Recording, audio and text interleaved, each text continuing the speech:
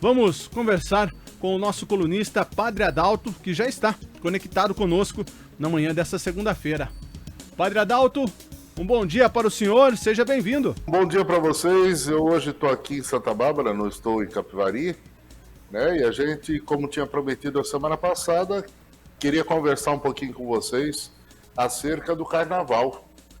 Apesar de não estarmos tendo as festas, é o momento de celebrar o Carnaval. E o Carnaval é uma festa que é muito tradicional, e mais tradicional ainda aqui no Brasil do que em outros países, e que tem uma ligação com o catolicismo e com o paganismo antigo. Não sei se vocês sabiam, mas o Carnaval é uma festa muito antiga. A origem da palavra vem do latim carnis levali, que significa retirar a carne. Esse sentido está relacionado ao jejum, que devia ser realizado durante toda a quaresma, e também ao controle dos prazeres mundanos. Né? Então esta é a expressão que a igreja deu para a festa. Mas o carnaval ele não surgiu aqui dentro do catolicismo, dentro do cristianismo, não. Ele tem uma série de expressões que estão ligadas à antiguidade. Então, por exemplo, na Babilônia, tinham duas festas que dão origem ao que hoje conhecemos carnaval. As saceias, que era uma celebração onde, quando o sujeito era preso, nos primeiros dias que ele era preso, olha que coisa interessante, ele assumia durante alguns dias a figura do rei. Então ele era preso, ele chegava na prisão, ele era vestido de rei. E ali ele se alimentava de forma muito laudosa, dormia com suas esposas, e ao final desse pequeno período em que ele entrava na prisão, ele era chicoteado e depois enforcado ou empalado. Olha que coisa interessante. Um outro rito que tinha na época era realizado pelo rei no período próximo ao equinócio da primavera, que é o início da primavera. Então era o momento de comemoração do Ano Novo na Mesopotâmia.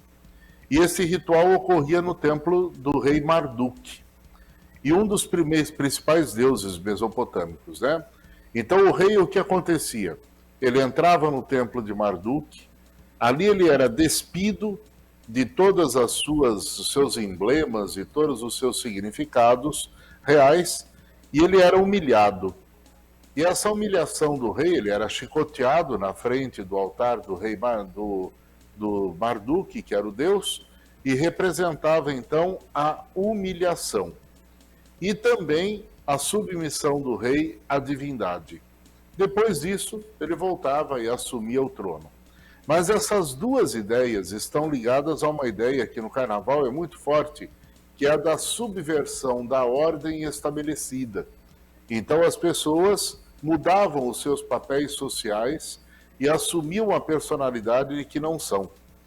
Né? E esta subversão de papéis está associada ao Carnaval e até hoje isto existe.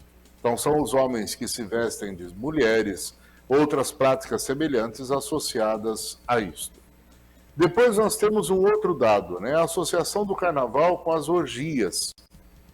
Aí nós vamos para o mundo greco-romano, e as orgias estão ligadas aos bacanais, que eram as festas dionisíacas para os gregos, né? Ou as festas ao rei Baco, ao deus Baco, ou Dionísio dos romanos, marcados pela embriaguez, pela entrega aos prazeres da carne. Já em Roma, havia uma outra festa, né? Que era a Saturnália, ou a Lupercalia. Esse período ocorria no solstício de inverno, em dezembro, e a segunda em fevereiro. E esses 2 meses eram muito importantes porque marcavam o início, né, do ritual das purificações. Eles duravam alguns dias com comidas, bebidas, danças, e os papéis sociais também eram invertidos temporariamente. Os escravos colocavam-se no lugar dos senhores e estes colocavam-se no lugar dos escravos.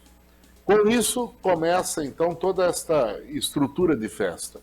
Com o avançar do tempo com o cristianismo, nós trazemos a festa do Carnaval para dentro do espírito religioso. Então era um período de preparação para o tempo da quaresma. A igreja não via com bons olhos esse sentido, então ela vai ressignificar esta festa, tentando dar um senso mais cristão. E isto era a preparação para o início da quaresma. Então era um período em que as pessoas podiam fazer, né, muitas atrocidades e tudo mais, porque vinha em seguida a quaresma como momento que viria trazer a purificação. Os carnavais medievais, por volta do século XI, já estavam associados ao período da fertilidade da agricultura, era o período ligado também a um determinado conjunto de fatores que evocava a grandiosidade da natureza. Depois disso, o carnaval começa a se espalhar por diversos lugares, com características próprias, diferentes, e a lógica era justamente essa. Era subverter o mundo, né? Fazer o mundo virar de cabeça para baixo por alguns dias, para que então depois retomasse a naturalidade, a normalidade das coisas, com algumas intempéries novas, né? Trazendo um novo momento. O carnaval chega no Brasil, trazido pelos portugueses. Aqui no Brasil, ele ganha uma conotação muito especial, porque era o momento em que os escravos podiam praticar atos novos. Então, os escravos era um momento de festa para eles, podiam sair às ruas, sujar uns aos outros, jogavam lama, urina, e tudo isso começa a acontecer, vai até o ano de 1841, quando o carnaval foi banido do Brasil e proibido, até meados do século XX. No século XX, por volta de 1948, o carnaval volta à tona, aí sim com os ranchos, as festas de salão, os cursos, as escolas de samba, no Nordeste o frevo, o maracatu, e eles vão ganhando então todo esse novo alento, e chega a esta festa que nós temos hoje. Então o carnaval não é como nós temos hoje, e vale lembrar, em 1841 ele foi banido do Brasil, era proibido celebrar o carnaval no Brasil. Quem sabe a gente não vai voltar para isso logo, logo, hein? Padre Adalto, quem sabe, não? Tá vendo? Então, esse é o sentido da festa do carnaval, que pro Brasil hoje virou uma outra história. Virou carnaval. Virou carnaval. Virou Brasil. Virou Brasil. Vamos dizer assim, virou Brasil. Que aqui no Brasil seria assim, seria bom se a gente tivesse 4 dias em que o mundo pudesse ficar com as pernas para baixo realmente, porque aqui ficar de perna pro ar fica o ano inteiro, né? Falou tudo, padre, falou tudo. 365 dias com a perna pro ar. Pro ar. Padre, muito obrigado. Se pudéssemos ter esses 4 dias para estar com a perna na terra, tá bom, mas não tá. Quem sabe? A esperança é a última que morre, né? E assim a gente vai caminhando. Exatamente. Um bom dia, padre. Um abraço para vocês, bom dia.